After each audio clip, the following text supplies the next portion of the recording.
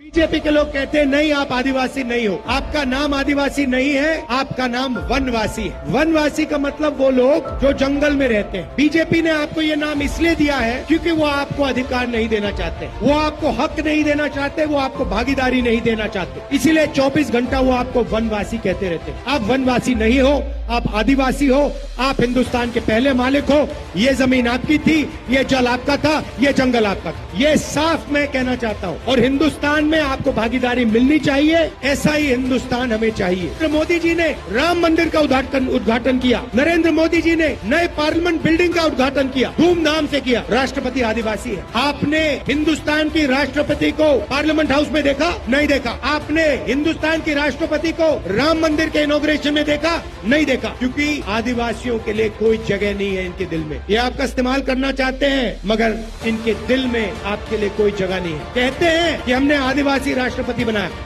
अच्छा, आदिवासी राष्ट्रपति बनाया, तो जब आपने पार्लियामेंट हाउस खोला तो उस राष्ट्रपति जी से क्यों नहीं खुलवाया? मोदी जी का काम नहीं है पार्लियामेंट खोलना, राष्ट्रपति का काम है पार्लियामेंट हाउस का इनॉग्रेशन करना। मोदी जी ने राष्ट्रपति जी को परे किया, राम मंदिर नहीं जाने दिया, और फिर आपसे आके वोट मांगते हैं। क्या समझ रखा है उन्होंने? क्या आप इस बात को नहीं समझोगे कि हिंदुस्तान की राष्ट्रपति का 2 बार उन्होंने हिंदुस्तान के सामने दुनिया के आप हैरान हो जाओगे, चौंक जाओगे। उन 90 लोगों में से सिर्फ एक व्यक्ति आदिवासी है। आप 8% हो हिंदुस्तान के। आप वनवासी नहीं हो, आप आदिवासी हो। आप वो लोग नहीं हो जो जंगल में रहते हैं, आप वो लोग हो जिनका जमीन पर, जल पर, जंगल पर पहला अधिकार बनता है। तो कहते को जुदी अब संविधान बचाव सना बना तो मैं वीडियो मुझे बुनियाला राहुल गांधी अब लगे चे मेन कदा और बीजेपी सरकार अब लगे बड़ी चे कमी कना चेदा जे नी धबी अब बीजेपी सरकार मोदी जी जो कि अब आदिवासी हड़ मेन काबुना वनवासी जहां दो अब जंगलों में रहने वाले आदिवासी हैं नुका मेन काबुना और नुई राहुल गांधी चे तबन गुना अब वीडियो मुझे बुनियाला तबन बुझेवा और साथे मोदी दो आया हित लगी से अब संविधान खत्म लगे गोटाई कना और नीत तो आप राहुल गांधी चे हुदिस कदा से अब झारखंड आदिवासी हड़ लगे चे हुदिस चाहे बस लोकसभा क्षेत्र रे कल्पना सोरेन और राहुल गांधी के हेकन थेना और अब लगे मौज सजेस्ट से मौज मैसेज के एमना साथ अब हड़पन तीन तैनम रे मेना बना मेनते अब दो को ध्यान गुना सिर्फ और सिर्फ अब आदिवासी हड़ दो यूज बुना भोट को हतावता और आप फायदा को नेलकना मेनखान नीत हनी चे चिका अब लगे चे कमी राहुल गांधी जी जो लैका ना वीडियो रे ना मुझे भी तुम पे जो बुझामा। इंडिया गठबंधन के स्टेज पे वरिष्ठ नेता हमारे भाइयों और बहनों, इंडिया गठबंधन के कांग्रेस पार्टी के हमारे प्यारे कार्यकर्ता, प्रेस के हमारे मित्रों, आप सबका यहां बहुत बहुत स्वागत। इतने दूर दूर से आप हमारी बात सुनने आए, इसके लिए आप सबको दिल से धन्यवाद और जोहार।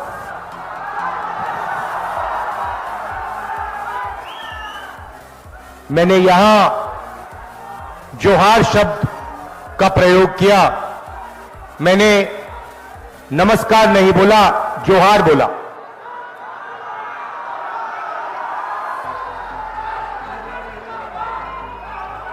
क्यों? क्योंकि ये आदिवासियों का शब्द है, इसमें आपकी आवाज अच्छी गूंजती है, आपकी आवाज अच्छी सुनाई देती है। भाइयों और बहनों, ये जो चुनाव है, ये आदिवासियों के भविष्य के लिए, दलितों के भविष्य के लिए, पिछड़ों के भविष्य के लिए एक बहुत जरूरी चुनाव है। इस चुनाव में कांग्रेस पार्टी, इंडिया गठबंधन, चंपाई सोरेन जी, हेमंत सोरेन जी और हम सब मिलकर संविधान की रक्षा कर रहे हैं। ये भाइयों और बहनों, ये कोई मामूली किताब नहीं है। ये जो किताब है, जिसको हम कॉन्स्टिट्यूशन कहते हैं, ये आपकी आवाज है। ये आदिवासियों की, दलितों की, पिछड़ों की, गरीबों की आवाज है और बीजेपी इस आवाज को चुप करना चाहते हैं। इस कॉन्स्टिट्यूशन को, इस संविधान को फाड़ कर फेंकना चाहते हैं। जो भी आदिवासियों को मिला है आज तक हिंदुस्तान में, जो भी आपको मिला है वो इस किताब ने आपको दिया है। आप एक साथ हमारे साथ, कांग्रेस पार्टी के साथ, आपके बड़े बड़े नेताओं ने इस किताब के लिए कुर्बानी दी थी, अपनी जान दी थी और आज इस किताब को, कॉन्स्टिट्यूशन को, संविधान को बीजेपी के लोग खत्म करने में लगे हुए हैं। भाइयों और बहनों, संविधान से आपको आरक्षण मिलता है, संविधान से आपको नौकरियां मिलती है, संविधान से आपके बच्चों की शिक्षा होती है, संविधान से आपका अस्पताल में इलाज किया जाता है। अगर ये मिट जाएगा तो आदिवासी कहीं के नहीं रहेंगे, दलित और पिछड़ा वर्ग कहीं का नहीं रहेगा। सारा का सारा 10-15 अरबपतियों के हाथ में चला जाएगा। अदानी नाम है, आप जानते हो, उसकी नजर आपकी जंगल, जमीन और जल पर है और नरेंद्र मोदी उसके लिए काम करता है। और अदानी जी चाहते हैं, नरेंद्र मोदी जी चाहते हैं कि ये जो किताब है ये खत्म हो जाए और उनका बिना इस किताब के राज चले। हम ये कभी नहीं होने देंगे। इस किताब को हम कभी नहीं खत्म होने देंगे। इस किताब के लिए हम जान देने को तैयार हैं। सारे के सारे आदिवासी में चंपा सोरेन जी, हेमंत सोरेन जी, कल्पना सोरेन जी, सारे के सारे इस किताब की रक्षा के लिए जान देने को तैयार है। भाइयों और बहनों, मैं आपको एक जरूरी बात कहने आया हूं। आपको हम आदिवासी कहते हैं। आदिवासी शब्द का मतलब वो लोग जो इस जमीन के पहले मालिक हैं।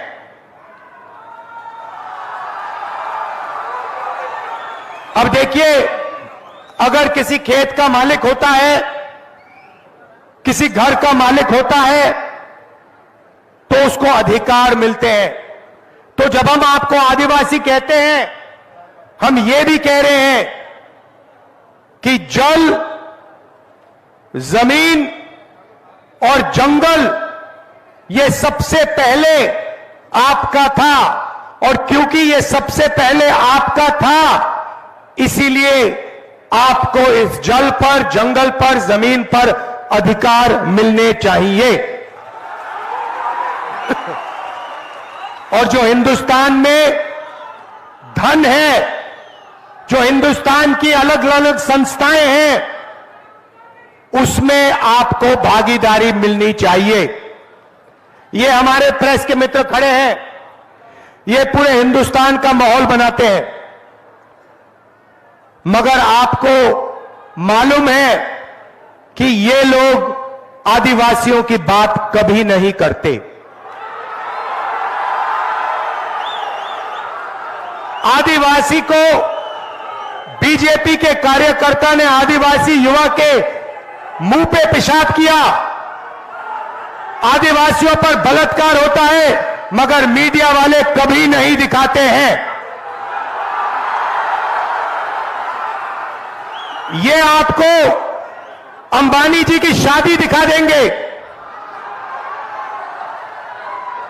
उनके बेटे को 8-10 करोड़ रुपए की घड़ी पहनते हुए दिखा देंगे, पूरी दुनिया के एक्टर दिखा देंगे, एक्ट्रेसेस दिखा देंगे, मगर आदिवासियों के दिल में जो दर्द है, जो उनके साथ अन्याय होता है, वो आपको मीडिया में कभी नहीं दिखेगा। भाइयों और बहनों, इसका कारण है क्योंकि अगर आप मीडिया के कंपनी के मालिक देखोगे, मालिकों की लिस्ट देखोगे, आपको एक आदिवासी नहीं मिलेगा। अगर आप इनके एंकर्स के नाम देखो, इनके बड़े बड़े पत्रकारों के नाम देखो, आपको एक आदिवासी, एक पिछड़ा, एक दलित नहीं मिलेगा। यह सच्चाई है। कल्पना सोरेन जी, आपका स्वागत, नमस्कार।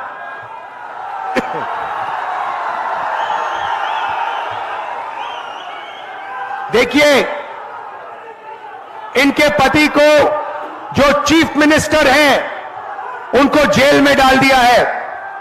आदिवासी चीफ मिनिस्टर को बीजेपी ने जेल में डाला है।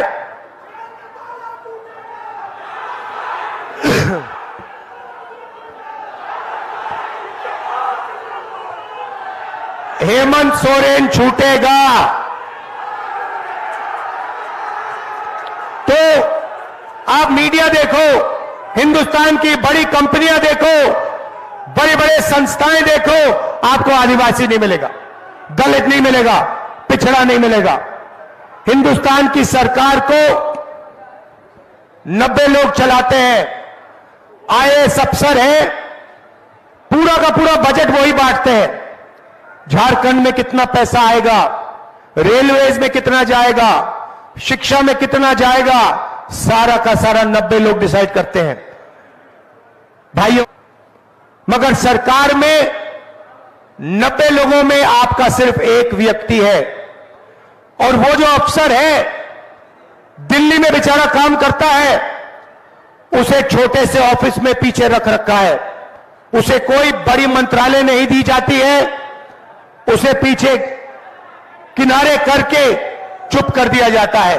भाइयों और बहनों, अगर हिंदुस्तान की सरकार 100 रुपए खर्च करती है, बजट में 100 रुपए खर्च करती है, तो आदिवासी अफसर 10 पैसे का निर्णय लेता है।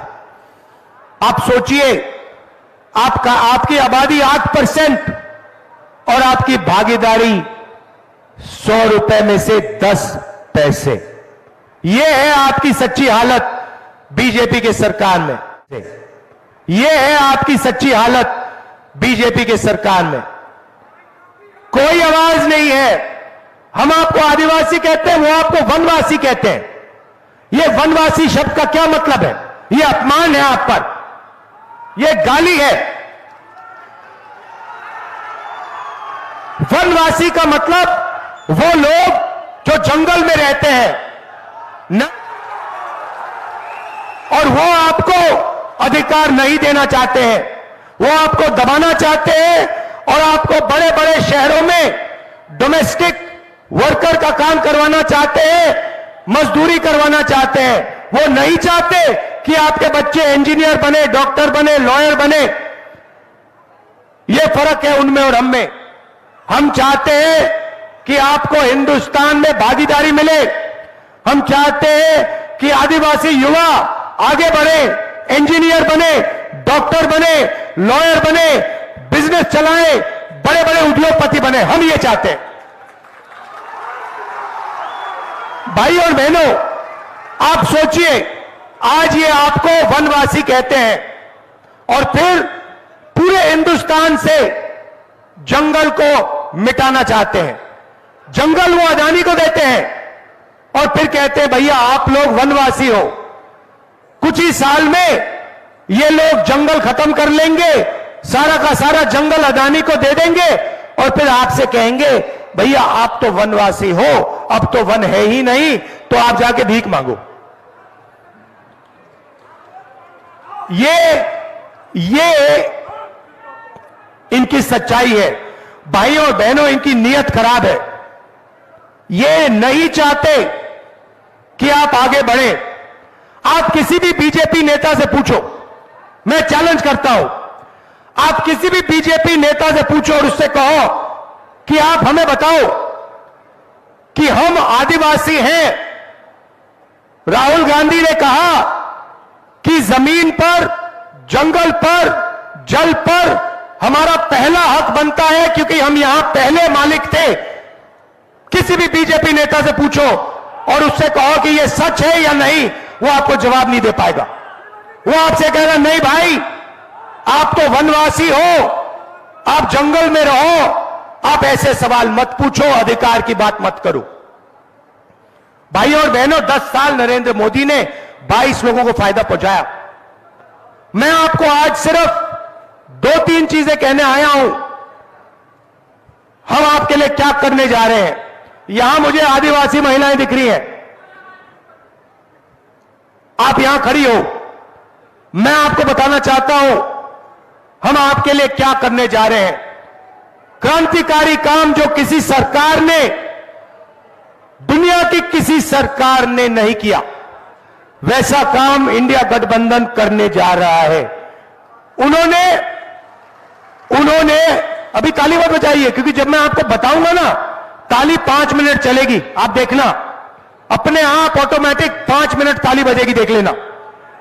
तो भाई और बहनों, उन्होंने 22 अरबपति बनाए। अब हम करोड़ों लाखपति बनाने जा रहे हैं। अब मैं आपको बताता हूं इंडिया गठबंधन और कांग्रेस पार्टी करोड़ों लाखपति कैसे बनाएगी। आप सपना भी नहीं देख सकते। जो मैं आपको बताने जा रहा हूं, जो होने वाला है, आप सपना भी नहीं देख सकते कि ऐसा काम किया जा सकता है। अब सुनिए, सबसे पहले हिंदुस्तान के सारे गरीब परिवारों की लिस्ट बनेगी। उसमें सबसे ज्यादा परिवार आदिवासी, दलित और पिछड़े होंगे। करोड़ों परिवार हैं जो गरीबी रेखा से नीचे रहते हैं, बच्चों को शिक्षा नहीं दे पाते, भोजन नहीं खा पाते, बीमार होते हैं, इलाज नहीं कर पाते। करोड़ों ऐसे लोग हैं, उनकी लिस्ट बनेगी। उनमें सारे के सारे परिवारों की लिस्ट बनेगी और फिर हर गरीब परिवार में से हम एक महिला का नाम चुनेंगे। उस महिला के बैंक अकाउंट में 10-20 हजार रुपए नहीं, 50,000 रुपए नहीं, 90,000 रुपए भी नहीं, हम 1 लाख रुपए साल के डाल देंगे। आप सोचो, 1 लाख रुपए एक साल के, 8,500 रुपए महीने के, टका हर महीने। क्या समझ रखा है बीजेपी वालों ने? अगर वो उनको करोड़ों रुपए दे सकते हैं, तो हम करोड़ों लोगों को लाखपति बनाएंगे। करो जो करना है, कहना है जो कहो। मीडिया वाले जितना चिल्लाना है चिल्लाओ आप लोग। हम करोड़ों आदिवासियों को, दलितों को, पिछड़ों को लाखपति बनाने जा रहे हैं। बैंक अकाउंट पे साल का 1 लाख रुपए डालेंगे। ये लो, ऐतिहासिक काम है भाई और बहनों। आदिवासियों की जिंदगी बदल जाएगी, दलितों की, पिछड़ों की जिंदगी बदल जाएगी। आप अपने बच्चों का इलाज कर पाओगे, उनको शिक्षा दिलवा पाओगे, स्वादिष्ट भोजन दिलवा दोगे। 1 लाख रुपए भाइयों और बहनों, करोड़ों महिलाओं को। अब बहुत सारे लोग मुझसे पूछ रहे हैं, राहुल जी आप महिलाओं को क्यों दे रहे हो? हमने क्या गलती की, पुरुषों ने क्या गलती की, मैं आपको बताना चाहता हूं। देखिए, 21वीं सदी में स्त्री और पुरुष दोनों काम करते हैं, मजदूरी करते हैं, जॉब करते हैं, नौकरी करते हैं। घर के बाहर 8 घंटा 10 घंटा दोनों स्त्री और पुरुष काम करते हैं, और फिर दोनों घर वापस आते हैं, और स्त्री, हमारी बहन, हमारी माता 8 घंटे और घर में काम करती है। भाइयों और बहनों, पुरुष 8 घंटे 10 घंटे काम करते हैं, 21वीं सदी में हिंदुस्तान की महिलाएं, आदिवासी महिलाएं 16-18 घंटे काम करती हैं। यह शायद हमारे भाइयों को बात अच्छी ना लगे, मगर यह बात सच है। और इसीलिए हम महिलाओं के बैंक अकाउंट में 1 लाख रुपया डालने जा रहे हैं। और मैं जानता हूं कि वो पैसा महिलाओं के बैंक अकाउंट में जाएगा, मगर हमारे जो भाई हैं दबाव डालकर, प्रेशर डाल के वो पैसा महिलाओं से भी थोड़ा ले लेंगे। सच है तो बोलना पड़ता है। भाई और बहनों, हम पैसा कानून लाए, जमीन अधिग्रहण बिल लाए, ट्राइबल बिल लाए, इन सब को बीजेपी ने कमजोर किया। हम आपका जल, जमीन और जंगल का हक आपको देंगे, आपकी जमीन वापस आपको देंगे। जहां तक रोजगार की बात है, पहली नौकरी पक्की स्कीम लाए हैं। जो भी ग्रेजुएट है, college graduate, school, university graduate, diploma holder, Adivasi वर्ग, दलित वर्ग, पिछड़ा वर्ग, गरीब, जनरल कास्ट के लोग, माइनॉरिटी, जो भी डिप्लोमा होल्डर्स हैं, कॉलेज और यूनिवर्सिटी के ग्रेजुएट्स हैं, उनको हम पहली नौकरी का अधिकार देने जा रहे हैं। आप जाएंगे, आप हिंदुस्तान की सरकार को कहोगे कि मैं बेरोजगार हूं, नरेंद्र मोदी ने मुझे बेरोजगार किया, मुझे झूठा वायदा किया था 2 करोड़ युवाओं को रोजगार देने का, वो झूठ था, उल्टा नोटबंदी कर दी, गलत जीएसटी लागू कर दी। अब मैं इंडिया सरकार से अपना अधिकार मांगना चाहता हूं, मुझे आप पहली नौकरी दीजिए, यह आपका अधिकार है। जैसे ही आप सरकार को कहोगे, सरकार को यह पूरा करना पड़ेगा, यह अधिकार आपको देना पड़ेगा। 1 साल की नौकरी, बेहतरीन ट्रेनिंग,